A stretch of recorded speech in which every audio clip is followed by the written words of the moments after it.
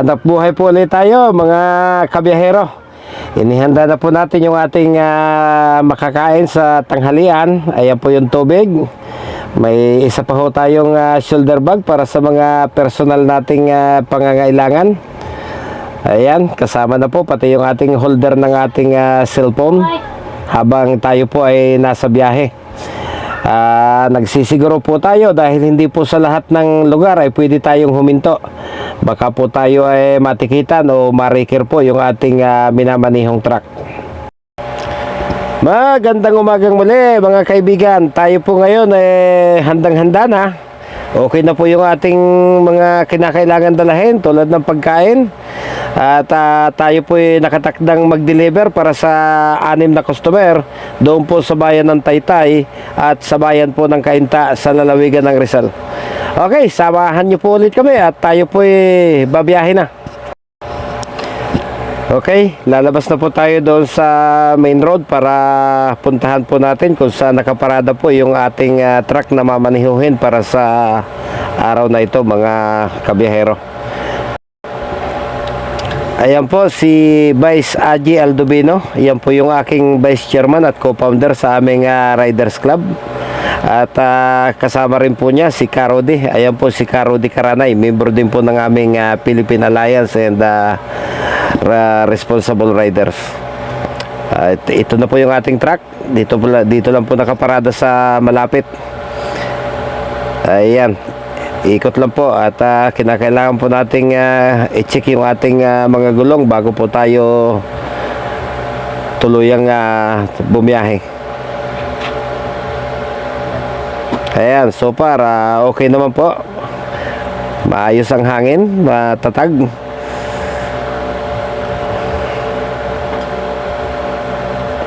Okay.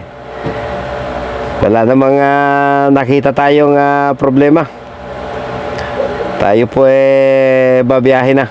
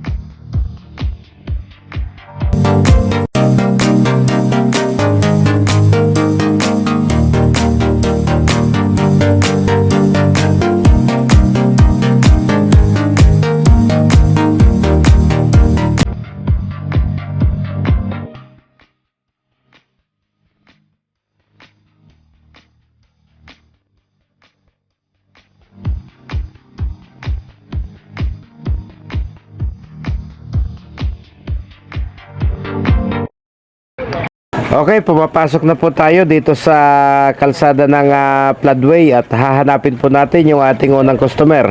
Ito po ay nasa kanto daw po ng Block 10 sa Nicaragua.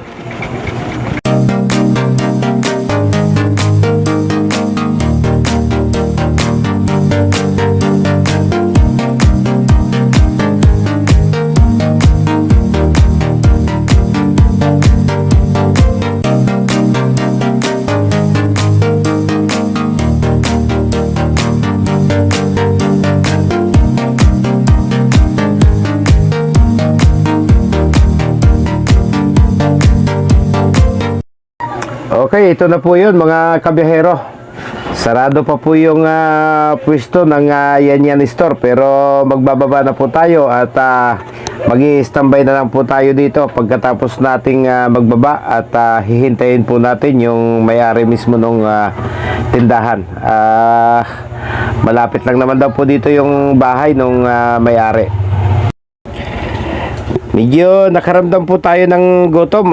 Hindi pa ho kasi tayo nag-almusal at may nakita po tayong tapsihan at karinderya dito sa malapit sa aming unang customer. Susubukan po natin kung masarap nga ba talaga yung kanilang asado mami sa lugar na ito. At mukha naman pong masarap. Ayan po, ito po yung hitsura ng kanilang beef mami.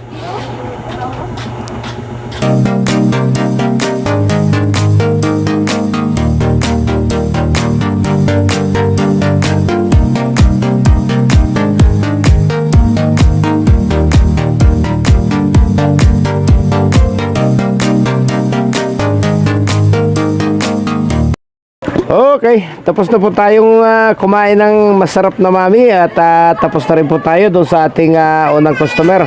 Kaya tayo po ay tutugon na kaagad doon sa ating pangalawang customer, doon po sa may gawin ng Barangay San Juan sa bayan po ng Taytay.